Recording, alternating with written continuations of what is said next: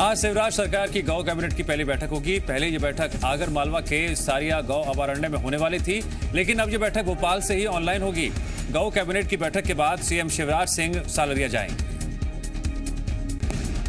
गोपाष्टमी पर सीएम शिवराज सालरिया के गौ अभयारण्य में गौ पूजन करेंगे। इसके बाद सीएम शिवराज गौ संगोष्ठी में देश भर के गौ विशेषज्ञों के साथ चर्चा करेंगे। सीएम शिवराज सालरिया में जनसभा को भी करेंगे। एमपी देश का पहला राज्य है जिसमें गौ कैबिनेट का गठन किया गया है। वहीं मध्य प्रदेश में गौ कैबिनेट को लेकर प्रदेश में जमकर सियासत। कांग्रेस ने सरकार पर गाय के नाम पर टैक्स वसूलने के लगाए आरोप। बीजेपी ने कहा कांग्रेस ने गाय के लिए कुछ नहीं किया, हम कर रहे हैं, इन्हें दिक्कत क्यों है। 28 नवंबर को भूपेश कैबिनेट की अहम बैठक होगी। कैबिनेट बैठक में कई अहम मुद्दों पर चर्चा होगी। कैबिनेट बैठक में राजभवन में लंबित मंडी विधेयक पर चर्चा होने की संभावना। बैठक में धान खरीदी पर भी चर्चा हो सकती है। छत्तीसगढ़ में 1 दिसंबर से धान खरीदी होनी है। छत्तीसगढ़ की गृह मंत्री ताम्रध्वज साहू आज प्रदेश में बढ़ते अपराधों को लेकर पुलिस विभाग के आला अधिकारियों की बैठक लेंगे। सुबह 11 बजे होने वाली बैठक वीडियो कॉन्फ्रेंसिंग के जरिए होगी। वहीं कल राजधानी में बढ़ते अपराधों को लेकर एसएसपी ने सभी सीएसपी और थानेदारों की बैठक ली थी। बैठक के दौरान एसएसपी राजधानी में बढ़ते अपराध को लेकर नाराज भी नजर आए और सभी थानेदारों को अपराधियों के खिलाफ सख्त कार्रवाई के निर्देश दिए।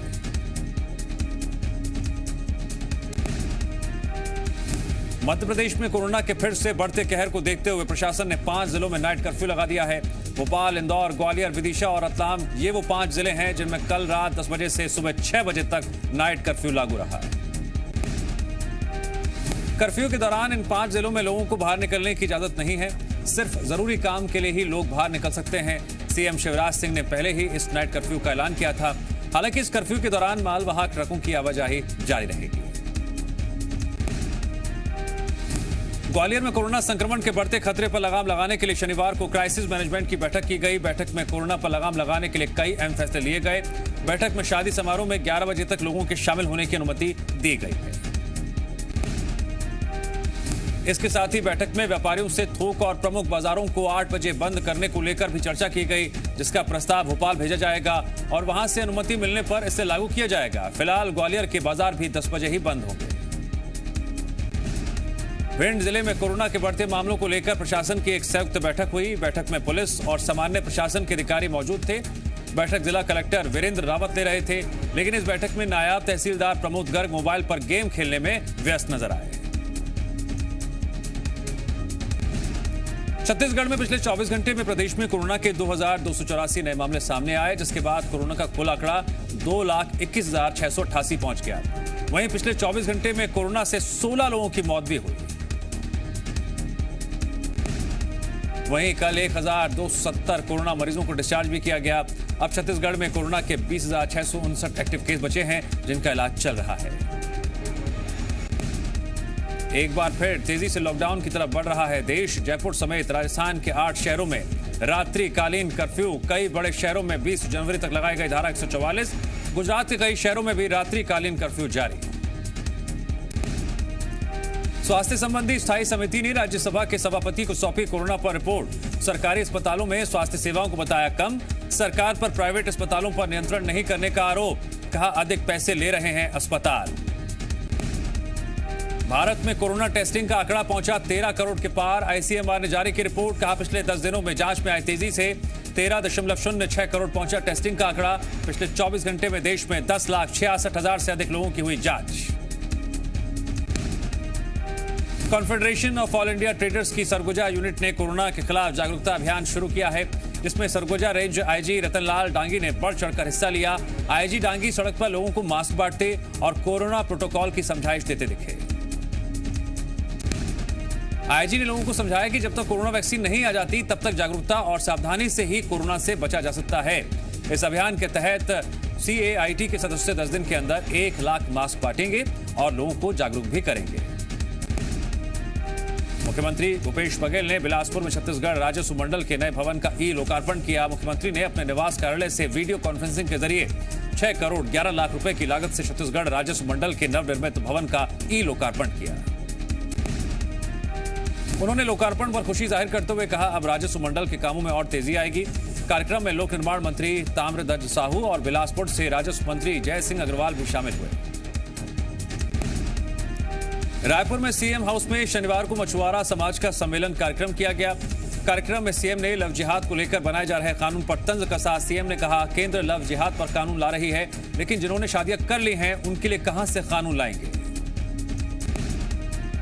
सीएम ने पूछा, पहले यह बताएं कि क्या बीजेपी नेताओं पर भी यह कानून लागू होगा।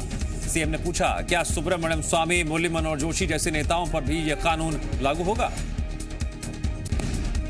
लव जिहाद को लेकर मुख्यमंत्री भूपेश बघेल के बयान पर पूर्व मंत्री बृजमोहन अग्रवाल ने कहा, अगर कोई कानून बनता है तो वो सब पर लागू होगा। वहीं राम मंदिर शिलान्यास को लेकर भी सीएम बघेल ने केंद्र पर निशाना साधा। सीएम ने कहा, राम मंदिर शिलान्यास कार्यक्रम में किसी केवट को नहीं बिठाया गया। सरकार केवट को सिर्फ वोट बैंक मानती है। दमोह के पथरिया से बीएसपी विधायक रामबाई सिंह जल्द ही बीजेपी में शामिल हो सकती हैं। केंद्रीय मंत्री प्रहलाद पटेल ने संकेत देते हुए कहा, रामबाई सिंह बीजेपी के साथ लंबे समय से खड़ी हैं और अगर वो पार्टी में आना चाहती हैं तो पार्टी को उन्हें शामिल करना चाहिए। प्रहलाद पटेल ने कहा, किसे पार्टी में लेना है या नहीं लेना है इसका फैसला पार्टी नेतृत्व करता है, लेकिन उनकी राय में रामबाई को बीजेपी में लेना चाहिए।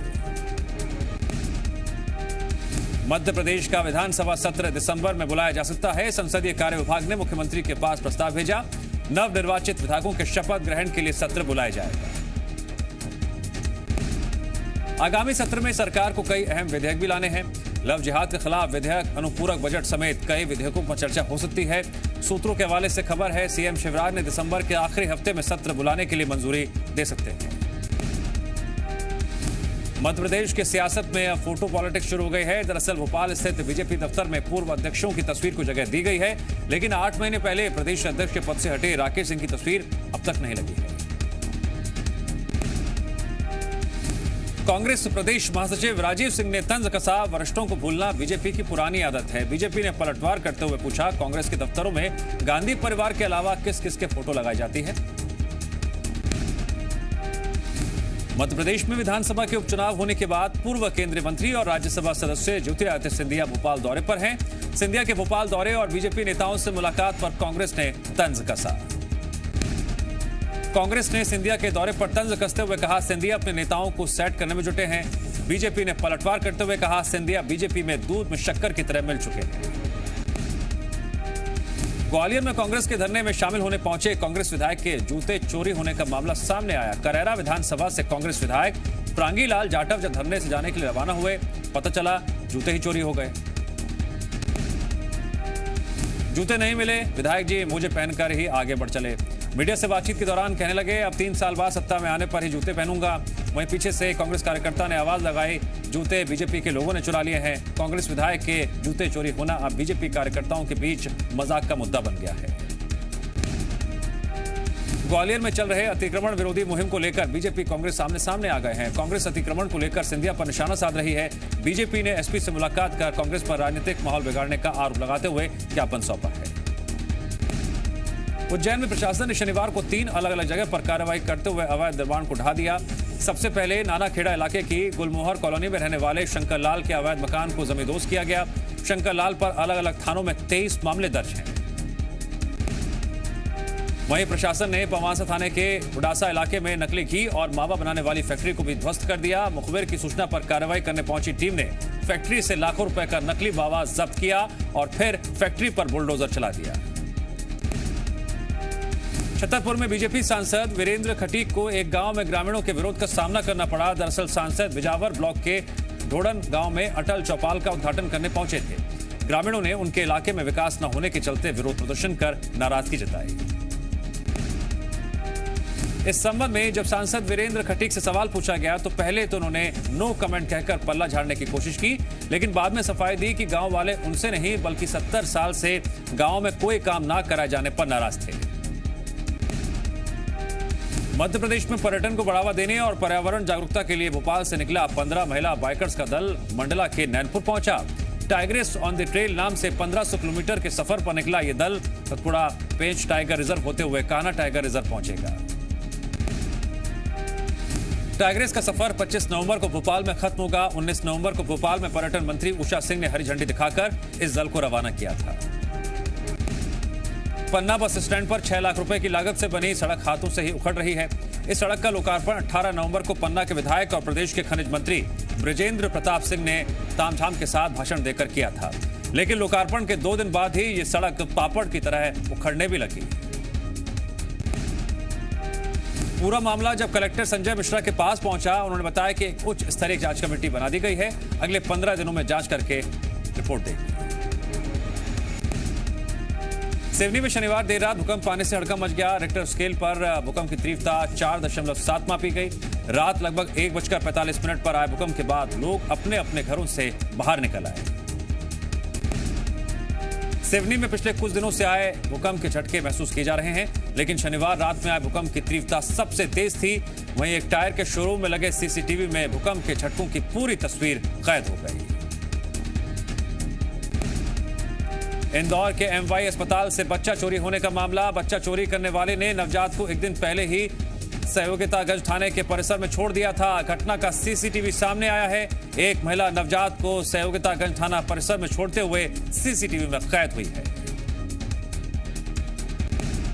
होशंगाबाद में एक शव के साथ लापरवाही का मामला सामने आया। मामला भोपाल मंडल के इटारसी जीआरपी का है, जहां शव को बर्बरता से खुले में रखा दिया गया, जिसे चूहों ने कुतर दिया।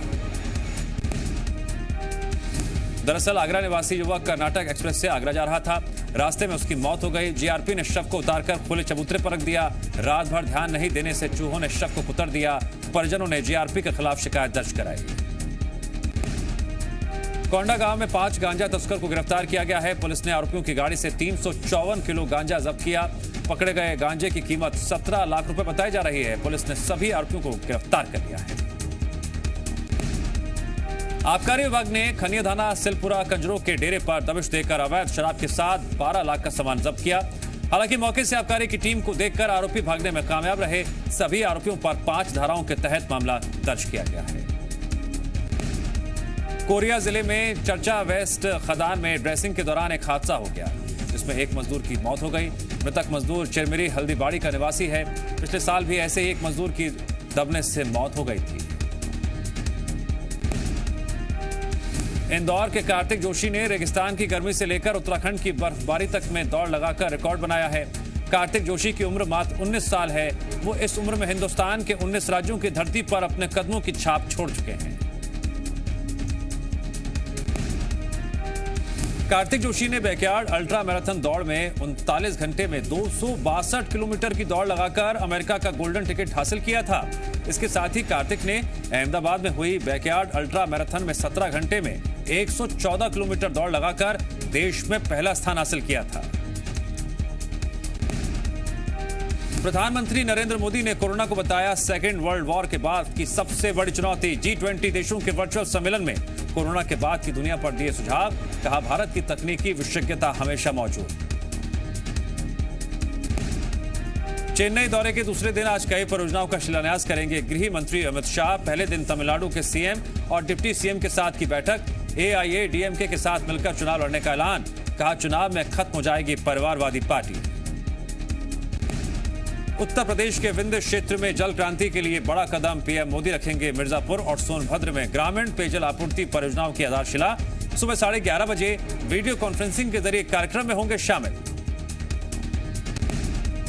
पंजाब में बंद पड़ी रेल सेवा के फिर से शुरू होने की उम्मीद। सीएम के आश्वासन के बाद रेलवे ट्रैक खाली करने पर राजी हुए प्रदर्शन कर रहे किसान। केंद्र सरकार को दी 15 दिन की मोहलत। ट्रैक की जांच के बाद रेल सेवा शुरू करने का रेलवे का ऐलान। पाकिस्तान में प्रधानमंत्री इमरान खान के खिलाफ विपक्षी महागठबंधन की चौथी रैली आज। पेशावर में होने वाली रैली पर सरकार ने लगा रखी है रोक। कोरोना के बढ़ते मामलों को बताया वजह। हर हाल में रैली करने पर अड़ा है विपक्ष। ड्रग्स कनेक्शन में कॉमेडियन भारती सिंह को एनसीबी ने किया गिरफ्तार। पति हर्ष से पूछताछ हुई, उसकी भी गिरफ्तारी। सुबह छापे में भारती के घर और दफ्तर से बरामद हुआ था गांजा।